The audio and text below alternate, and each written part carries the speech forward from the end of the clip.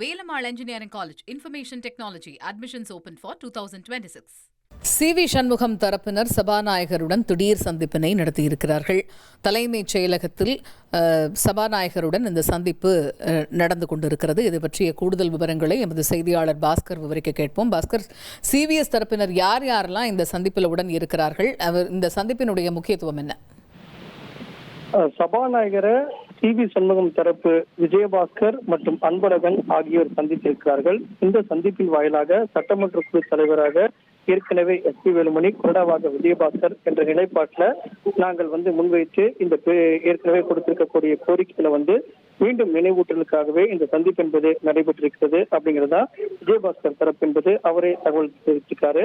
காண வேண்டும் என்றால் சி.வி. சண்முகம் தரப்பு சட்டமன்ற உறுப்பினர்கள் எடப்பாடி பழனிசாமி அவர்களை சந்தித்து 3 சட்டமன்ற உறுப்பினர்கள் இன்று சந்தித்திருப்பதாகவும், அதே நேரத்தில் ஏற்கனவே கொடுத்த நிலைப்பாட்டில் இதன் மூலமாக மற்ற சட்டமன்ற உறுப்பினர்கள், அதிமுகவுடைய சட்டமன்ற உறுப்பினர்களுக்கு சட்டமன்ற குழு தலைவர் மற்றும் கொறடாவுடைய நியமனம் தொடர்பாக ஏற்கனவே கொடுத்திருக்கக்கூடிய கோரிக்கையின் மீது சபாநாயகர் என்ன முடிவெடுப்பார் என்ற எதிர்பார்ப்பு நிலவு வரக்கூடிய நிலையில சி.வி. சண்முகம் தரப்பு சட்டமன்ற ஆதரவு சட்டமன்ற உறுப்பினர்கள் அன்பழகன், விஜயபாஸ்கர் ஆகியோர் சபாநாயகரை சந்தித்து நாங்கள் ஏற்கனவே கொடுத்திருக்கக்கூடிய அந்த நிலைப்பாட்டில் உறுதியாக இருக்கிறோம். இதன் காரணமாக அதிமுகவுடைய சட்டமன்ற குழு தலைவர் மற்றும் கொறடாவை நீங்கள் விரைவில் அறிவிக்க வேண்டும் அப்படிங்கிறதான் வலியுறுத்தியிருக்காங்க.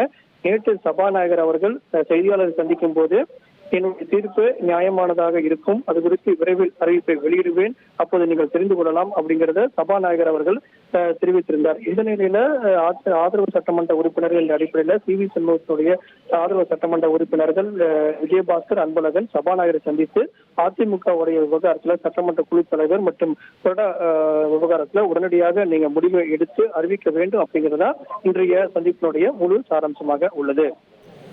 ரைட், விரிவான விவரங்களுக்கு நன்றி பாஸ்கர். ஏற்கனவே அதிமுகவில் பிரிந்து நிற்கக்கூடிய இபிஎஸ் மற்றும் சிவிஎஸ் தரப்பு ஒரு சமாதானமாக போகலாம் அப்படிங்கிற ஒரு முயற்சியை மேற்கொண்டுட்டு வருவதாக ஒரு தகவல் வெளியாச்சு. இரு தரப்பினருமே இதுக்கு முன்னாடி சில நிபந்தனைகளை முன்வைத்திருப்பதாகவும் கூறப்படுகிறது. இந்த மாறி மாறி அவங்க 2 தரப்பிலிருந்துமே மனுக்கள் கொடுத்திருந்தாங்க. அந்த மனுக்கள் எல்லாமே திரும்ப வாபஸ் பெறணும் அப்படிங்கிற ஒரு நிபந்தனையும் இருந்திருக்கு அப்படின்னு சொல்லப்படக்கூடிய இந்த சூழலில் தான் சிவிஎஸ் தரப்பினர் சபாநாயகருடன் இந்த திடீர் சந்திப்பை நிகழ்த்தி இருக்கிறார்கள்.